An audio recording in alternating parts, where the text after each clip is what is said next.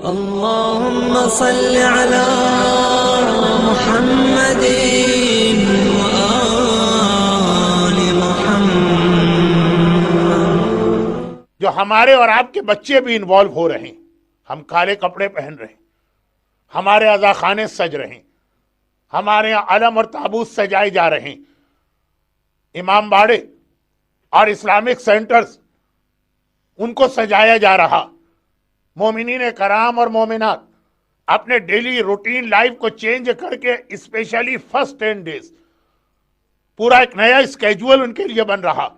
یہ ایام ازا کی ایک وہ تیاری جو دعائے فاطمہ زہرا بھی ہے,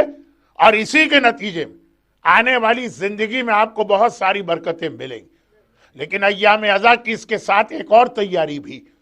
جو بہت سارے مومنین اور مومنات کر رہے ہیں, اور وہ یہ کہ ایام ازا کے specially first 10 days just like رمضان ایک اسپریچول چینج بھی انسان کو اپنے اندر لانا. دعائیں ہیں, نمازیں ہیں, اعمال ہیں. اعمال عاشورہ جو آپ کرتے ہیں وہ تو اینڈ ہوتا آج کی رات شب فرسٹ محرم سے ایام ازا کے اعمال اور دعائیں شروع ہو گئی. اور اس میں اسپیشلی پہلے 3 دن کے روزے, عاشورے کا روزہ علماء کی ایک بڑی تعداد کے فتوے میں حرام ہے, اور اگر کرنٹ مراجع کے فتوے کو ذہن میں رکھیں تو مکروہ شدید. مگر ایام ازا کی پہلی 3 تاریخیں فرسٹ, سیکنڈ اور تھرڈ, نہ صرف یہ کہ اس کے روزے ریکمینڈ ہے,